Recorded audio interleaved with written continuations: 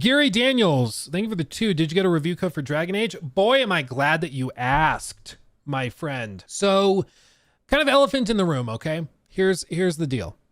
Here's the deal. They did just post a new launch trailer. We're going to look at that as well. But I will not be reviewing Dragon Age the Veilguard at launch. I will not. You can't make me. Mainly because I don't have the game. Now, we have been, full transparency, we have been hounding them about it because they've been very coy about it. For like 2-3 weeks, we've been sending regular emails, regular Twitter DMs to people we're in contact with. Like, we have been hounding them, me and my management team, to get review codes for it, even just one. And they've been mostly ghosting us until very recently, when it became clear they were like, nope, we don't have review codes for you, which was weird. Because I was like, I'm talking to people behind the scenes, some of whom have gotten review codes, others that have not. And it seems like review codes are super limited. What I've said, and I said at the top of the stream, I was talking to somebody who is in Europe, and I'll keep it vague for their privacy, but I was talking to them and they said that there were like 3 or 4 review codes that went out for their entire country. For everybody that speaks their language, there were 4 review codes that went out for everybody. Not Jor. But it seems like review codes are super, super limited. I've seen a couple, there's people that are saying that some various YouTubers and creators got review codes.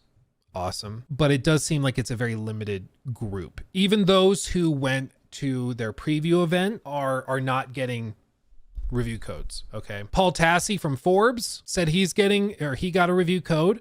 That doesn't shock me because Forbes is freaking Forbes. And that seems to be the common thread here is if you work for a big review site like an IGN, Forbes, VGC, those places, they all got codes. It seems like individual creators, it's much more rare. Wolfhart says 3 creators, myself included, were a bit more critical than others with our hands-on time with Dragon Age the Veilguard. Not a single one of us will be getting a review code with time to actually give opinions before release. Just thought I would throw that out there. Please keep in mind, folks, that this does not mean that that my more critical opinion is better or more truthful than those who have been more positive. I'm just simply pointing out how marketing works. This also doesn't mean the game will be bad, but is something to consider.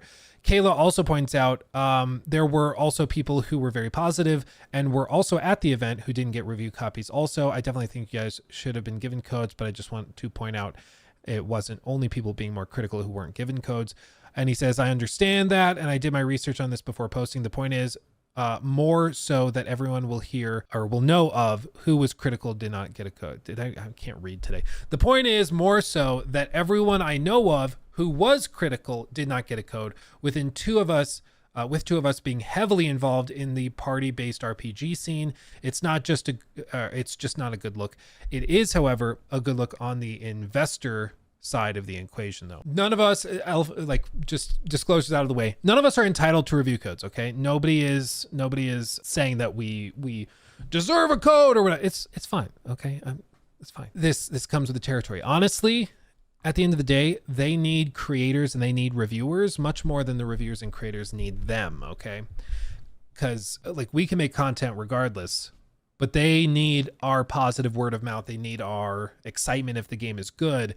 And they really don't need our negativity if the game is bad. But this is really unfortunate because optically, it seems like the more critical independent reviewers are not being included in the review batch at launch, which is just a strange choice. Like if the game is really good, let the critical people come out and say that it's really good. That will go a lot farther than IGN giving it an 8 or a 9. Like not many people make purchasing decisions based on IGN. I frankly don't know of anybody, but I know that there's not a large number at the very least. Whereas if somebody that is known for being really critical and sharp in their evaluation, if they say this is really good, that carries a lot more weight. So it's just interesting.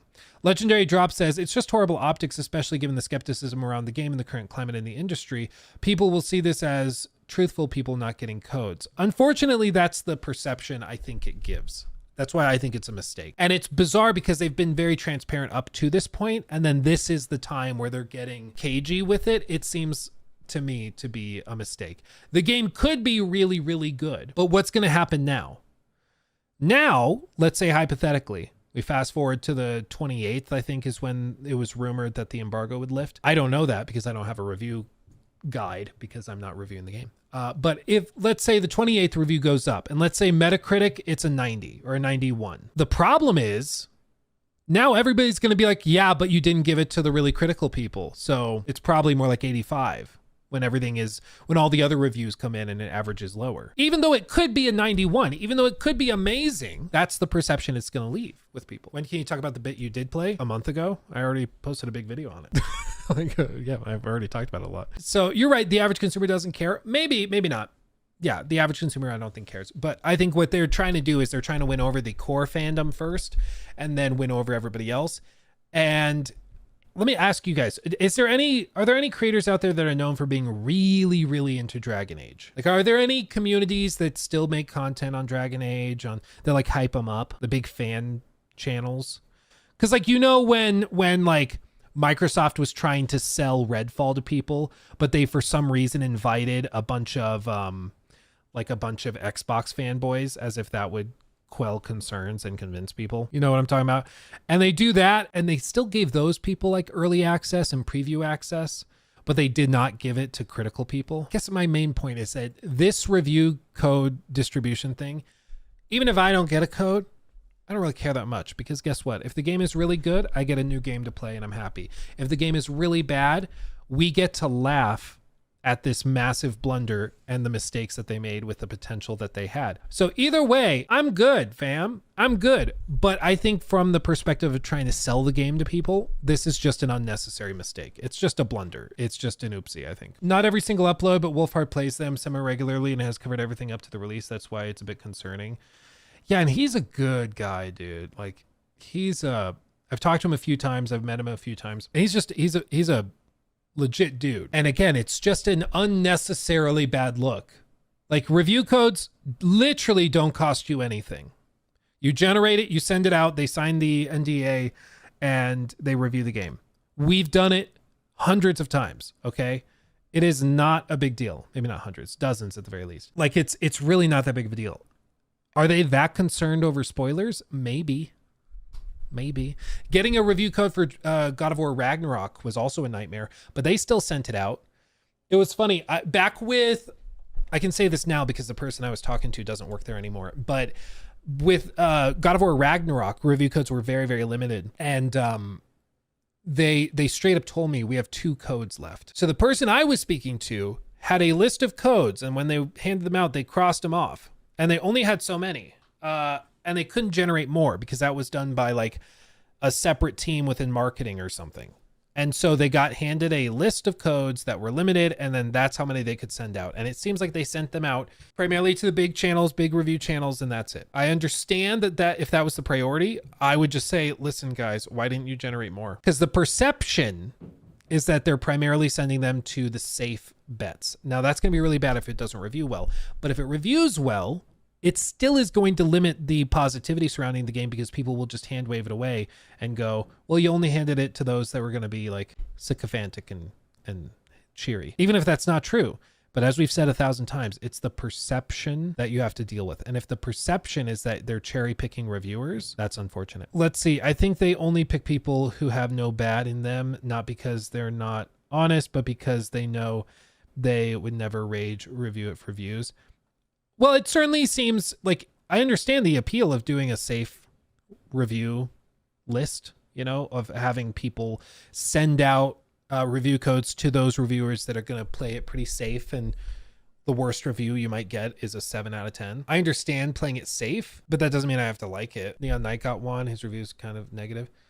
Yeah, I would love to know how they picked it apart and how they divvied them out, because the people that I would look to and the people that I want to see their reviews, those people didn't get codes, which is weird to me. Like, again, I don't really care either which way. Like, now I have more time to play Monster Hunter, and trust me, I'm just okay with that. Because their open beta goes up for PlayStation on the 28th. So I'll tell you what. I'm not that sad that now I have 3 extra days to play Monster Hunter. I am just fine with that. But I was hoping to look at certain people's reviews, and those people didn't get review codes, which is which is a bummer. That being said, though, let's look at this launch trailer now that we've sufficiently bummed everybody out. Let's see what they are leading with here. My guess is, I have not watched this yet. My guess is they are going to probably focus on a darker tone because I think they've seen that feedback. I think they will probably focus on big set piece stuff like dragons a lot that they haven't really shown a ton. I think they will not want to show the Qunari much because their foreheads look stupid. And I think, what's another prediction I could throw out? I don't think we see much mage gameplay, if any. I think they focus on some other combat. That's my guess. Legendary, I predict is that reception will be middling. It will be a solid game, but it won't land right with a lot of people. It will be under excruciating criticism being compared to BG3. I think the third person action will help it a lot distinguish itself from Baldur's Gate, but I do think in terms of consequence, that's going to be a big thing because I don't know when reviewers got codes, but I would hope they've had them for like a week and a half, 2 weeks by the time the game comes out so that they can go back and try different choices. Because what we saw in our preview was like you make one choice and then these two places are totally different based on what you did. That's cool. But if that was like they give us a little sliver showing us kind of a megaton moment where it's like this one choice has huge changes, but it's like the one time in the game that happens, that's obviously a problem, and that could explain why they've been so limited because they don't want people trying tons of different things. I'm not sure, but we'll see. We'll see. Let's see what this is. Let's see if my predictions come true. Check the box. Dragons. Events are weaving together quickly. The fate of the world shall be decided soon. So those things we saw come out of the Fade. Two ancient elven gods. They were horrific tyrants. The worst Dragons still again. Coming.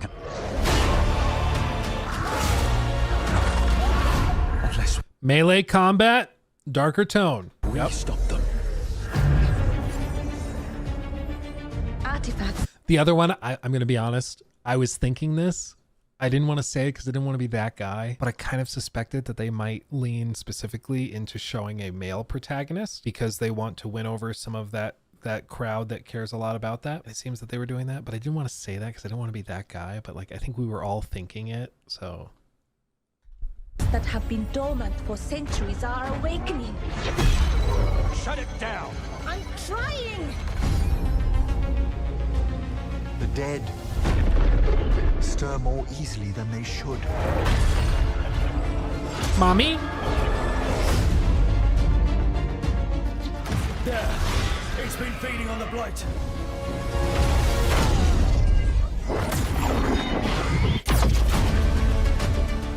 The streets of Treviso get more dangerous by the day.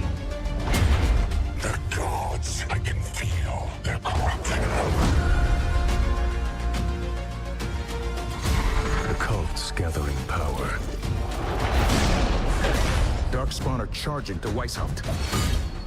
You're the only force that can stop this. But not if they burn your castle to the ground. Get down!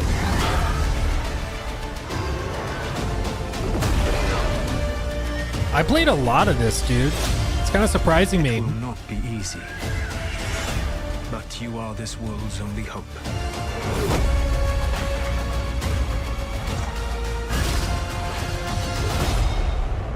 I believe in all of us.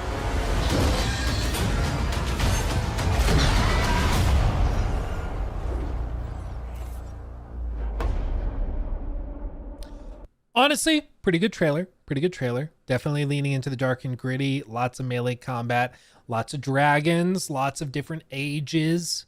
That's good. It's going to be fascinating to see. I will say I was very confident that the game was going to be solid until this thing with the reviews. Now I'm looking at it and I'm like, are they trying to hide something? I don't know. He took my thing.